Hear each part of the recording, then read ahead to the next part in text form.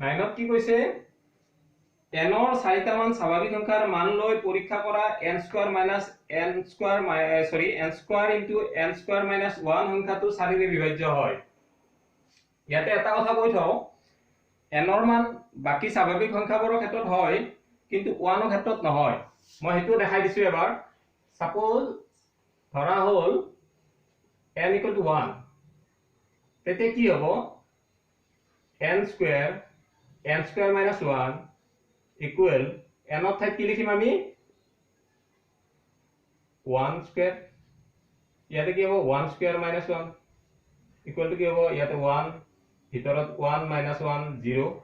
তানে কিমান হল 0। এইটো 4 ৰে বিভাজ্য নহয়। এইটো জানি থোৱা ভাল 1 ৰ ক্ষেত্ৰত এইটোৰ 4 ৰে বিভাজ্য নহয়। গতিকে আমি যেতিয়া ধৰিব যাম মানবিলাক এতে এখানে দেখাই থৈ দিলো আমি 1 টো নধৰোই ইয়াতে 2 ৰ পৰা আৰম্ভ কৰিম। ধৰা হল n = 2 এতেকে n স্কয়াৰ মাইনাস 1 ইকুৱেল এতিয়া আমি মাত্ৰ n ৰ ভ্যালুটো বহাই গলে হল 2 স্কয়াৰ মাইনাস 1 2 স্কয়াৰ মানে কিমান 4 আৰু ভিতৰত কিমান থাকিব 2 স্কয়াৰ মানে 4 4 মাইনাস 1 3 এইখিনি লৈ কৰিলে হল আৰু কৰিব নালাগে। মই গোটেইটা एग्जांपल দেখাই দি আছো। ধৰা হল n = 2 সৰি 2 তো আমি অলৰেডি ধৰিলো n = 3 এতিয়া কি হ'ব চাও আমি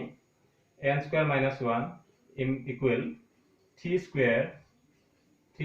মাইনাস 1 ইকুৱেল ইয়াতে 3 স্কয়াৰ মানে 9 আৰু ভিতৰত কি হ'ব 3 স্কয়াৰ 9 মাইনাস 1 তানে কিমান হল 8। বাকিখিনি কৰিব নালাগে মই সেইখিনি পিছত একেলগে বুজাই দিম। এতিয়া আকৌ যদি ধৰো আমি n = 4 তেতিয়া কি হ'ব এই মানটো n square minus 1 equal to 4 square minus 1 equal to 4 square means 16 আৰু ভিতৰত কি হ'ব 4 স্কয়াৰ মানে 16 minus 1 that is 15 হৈ গল। এইখিনি লিখাটো একেবাৰে সহজতে হৈছে আমি যিকোনো এটা মান ধৰি লম খালি মই কৈছো কি 1 টো ধৰিব নালাগে 2 3 4 সহজকে কৰি গলে হল একপা ডাঙৰ মান লৈ কাম নাই তেতিয়া এই ক্যালকুলেশন বিলাক ডাঙৰ হৈ যাব। এতিয়া কথাটো হল এইটো মই পূৰণ নকৰাকে ক'ব পাৰো যে এইটো 4 ৰে বিভাজ্য হয় আৰু এইটো তেনেকে হয় এইটো হয়।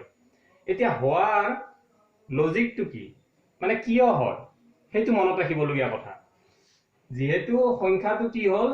4 আৰু 3 ৰ পূৰণফল হিচাপে যি পাও আমি মই ইয়াতে এনে লিখি দিছো সাপোজ 12 পাম ইয়াতে সাপোজ 72 পাম ইয়াতে কিবা এটা পাম। এইবিলাক জানিব যোৱাৰ আগতে এটা কথা গম পাই থলে হল যে এই সংখ্যাটো যে আমি পূৰণ কৰিছো যে পূৰণফল হিচাপে দেখাইছো তাতে 4 ৰ গুণিতক আছে নেকি চাব লাগে। এতিয়া গুণিতক বুলি কওঁতে গুণিতক উৎপাদক এইবিলাকো বেলেগ ক্লাছত মই ডিটেইলছত বুজাই দিম। আজি শৰ্টকে বুজাই থৈছো গুণিতক মানে হল গুণ মানে আমি যে পূৰণৰ নামটা কৰিছিলো 4 1 গুণ 4 4 2 গুণ 8 4 3 গুণ 12 4 4 গুণ 16 এনেকুৱা যেটো গুণ পাও তানে 4 1 গুণ 4 4 2 গুণ 8 4 3 গুণ 12 এইবিলাককে কয় 4 ৰ গুণিতক। 4 ৰ গুণ কৰি আমি যিবিলাক সংখ্যা পাও সেইবিলাকে হল 4 ৰ গুণিতক। ইয়াতে আমি এতিয়া চাব লাগে এই যেটো পূৰণফল হিচাপে দেখাই থৈছো মই মানকেইটা তাতে 4 ৰ গুণিতক আছে না নাই আছে এইটো 8 ইয়াতে এইটো আছে গতিকে আমি একে আখৰে ক'ব পাৰো এইটো 4 ৰে বিভাজ্য হৈ গল। সেইটো মাত্ৰ লিখি দিলে হল কিয় হয় মই কাৰণটো দেখাই দিলো যে সংখ্যাটো পূৰণ কৰি কি পাও হেতু পিছত দেখা যাব হেতু চোৱাৰ দৰকাৰ নাই কিন্তু এইটো 4 ৰে বিভাজ্য হ'ব এইটো 4 ৰে বিভাজ্য আৰু ঠিক তেনেকে এইটো 4 ৰে বিভাজ্য এইটো 4 ৰে বিভাজ্য হ'ব। এই গোটেইকেইটা 4 ৰে বিভাজ্য হ'ব গতিকে হৈ গ'ল এটো নেক্সট কোৱেশ্চন নম্বৰ 10 টো কি আছে দুটা বৰ্গ দিয়া আছে বৰ্গ দুটাৰ মাজত কিমানটা স্বাভাৱিক সংখ্যা আছে সুধিছে এটো মই আগৰ ক্লাছত অলৰেডি দেখাই দিছিলই আগৰ যেতিয়া আৰম্ভণিৰ ক্লাছ এটা কৰিছিলো এটো চেপ্টাৰৰ যে দুটা ক্ৰমিক সংখ্যা যদি হয় ইয়াতে ক্ৰমিক কৰি দিছে চালে হল কোৱেশ্চন নম্বৰ 10 টো 77 স্কয়াৰ আৰু 78 স্কয়াৰ ইয়াৰে মাজত কেইটা স্বাভাৱিক সংখ্যা থাকিব হেতু দিছে স্বাভাৱিক সংখ্যা কেইটা থাকিব মই সিম্পল কে কৈছিলো এনেকুৱা যদি হয় এই দুটাৰ মাজত কিমান স্বাভাৱিক সংখ্যা থাকিব এটা চাবৰ হয় সদায় সৰুটোৰ ডাবল এটো সৰুটো 2 * 77 equal to 154 ইমানটা থাকিব ঠিক আছে গতে কোৱেশ্চন নম্বৰ 10 টো কমপ্লিট হৈ গল এতিয়া আছে কোৱেশ্চন নম্বৰ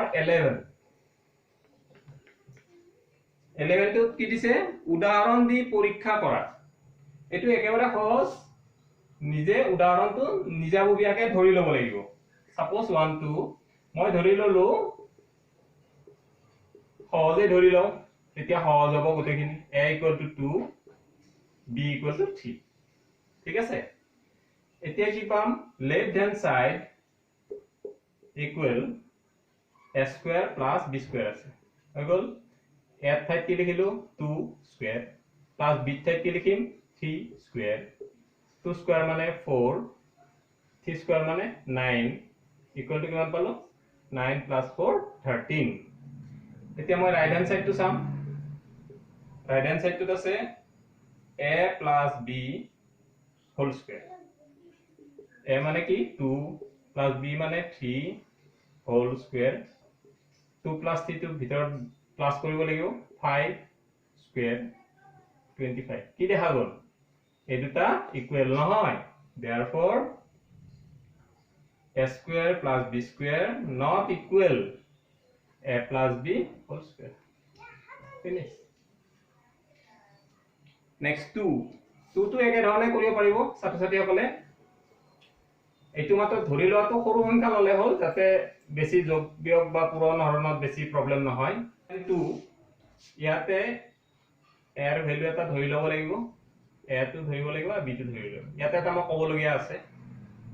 আমি কোৱেশ্চনটো যদি দেখা পাও ইয়াতে a - b আছে a - b হোল স্কয়াৰ মানে a ৰ পৰা আমি b টো মাইনাস কৰিম গতিকে অঙ্কটো সহজ হবৰ কাৰণে এটা ইয়াতে যদি এটা টিপস ব্যৱহাৰ কৰা হয় তেতিয়া ভাল হয় যেনেকে a টো আমি সদায় ডাঙৰ ধৰিম b টো সৰু ধৰিম পিছত বুজা যাব ম্যাথছটো কৰিলে কি সুবিধা হয়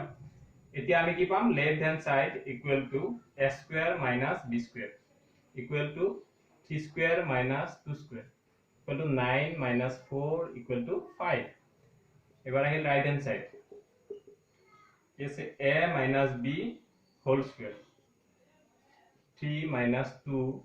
square 1 square 1 5 and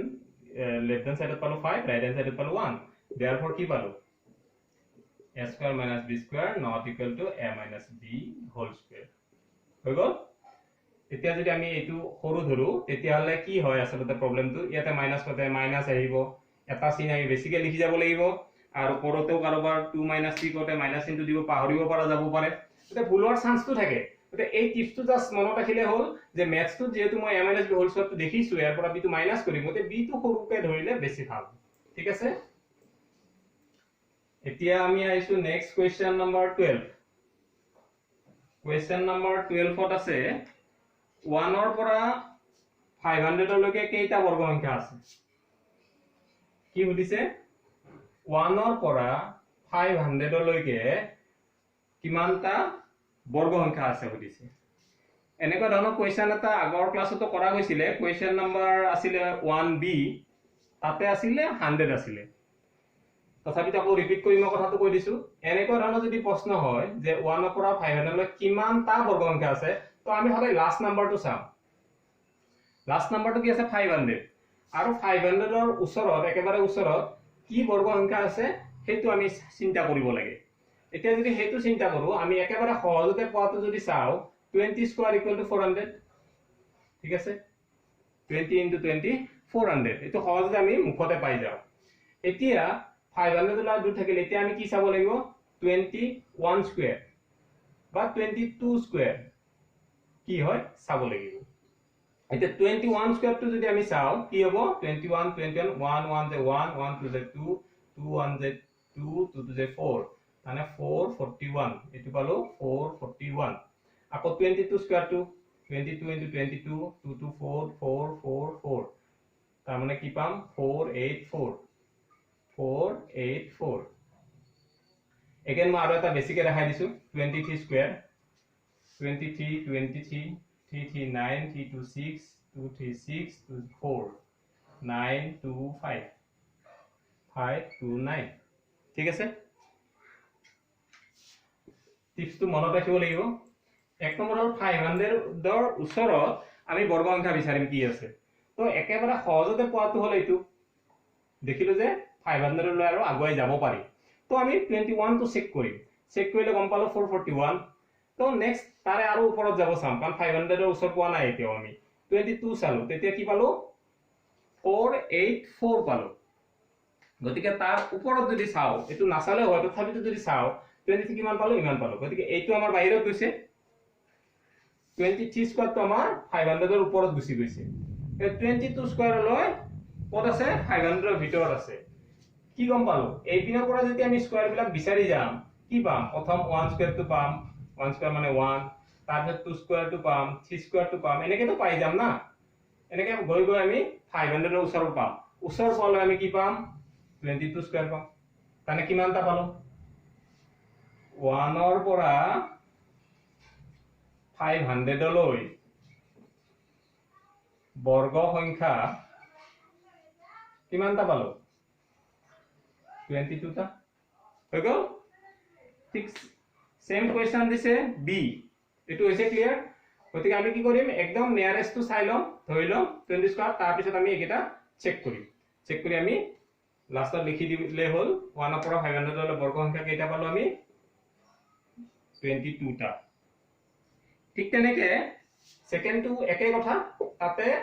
1000 দিছে 500 ৰ ঠাইত কি দিছে 1000 ইয়াতো সেম 1000 ৰ একেবাৰে ওচৰৰ বৰ্গ সংখ্যা আমি চাও কিমান পাম 30 স্কয়াৰ ইকুৱেল টু কিমান 900 কিন্তু 1000 লৈ আৰু বাকি আছে গতিকে আমি চেক কৰিম কি 31 টো চাম 31 এটা আমি কৰি চালো 1 1 যে 1 1 3 যে 3 3 1 যে 3 3 3 9 961 961 এতিয়া আমি 1000 ঢুকি পোৱা নাই তো আমি 32 টো চেক কৰো 32 টো কি হ'ব 2 2 যে 4 2 3 যে 6 6 3 2 যে 6 3 3 9 4 2 1 0 1 0 2 4 কি দেখিলো আমি যে 32 স্কয়াৰ টো আমাৰ 1000 টো ক্ৰস হৈ গল তানা 1000 ৰ ভিতৰত থাকাখিনি যদি ভাবো এইখিনি লাষ্ট গতে কিমানটা হল 1 ৰ পৰা 1000 লৈ বৰ্গ সংখ্যা কিমানটা বৰ্গ সংখ্যা আছে 31 টা ঠিক আছে হৈ গল এটো বুজাতো অসুবিধা হোৱা নাই এটো দৰে সেম 1000 তোৰ ওচৰৰ আমি যেটো মুখতে ক'ব পাৰো মুখতে জানো হেতু চাম তাৰ পিছত লাহে লাহে আগুৱাই যাম গৈ চেক কৰিম আমি দেখিলো যে 31 ৰ ওপৰত আৰু যাব নোৱাৰো তাৰ মানে কি হল ইয়াৰ পৰা স্টাৰ্ট কৰি যাওতে তো 31 পাইছো না 1000 লৈ যাওতে 1 ৰ পৰা কাৰণ ফাৰ্স্ট টো স্টাৰ্ট হৈছে কোড 1 স্কয়াৰত 1 মানে 1 স্কয়াৰ তাৰ পিছত 2 স্কয়াৰ টো আহিব নিশ্চয় কাৰণ 1 ৰ পৰা সিৰিয়ালি আহি গৈছে তেনেকৈ আহি 31 স্কয়াৰত 961 পাম মানে 1000 ৰ ওচৰ পালো তাৰ আগত গলে আকৌ 1000 টো ক্ৰস কৰি যাম গতিকে 1000 লৈ কিমানটা থাকিব 31 টা ঠিক আছে 12 এটো বি আছিলে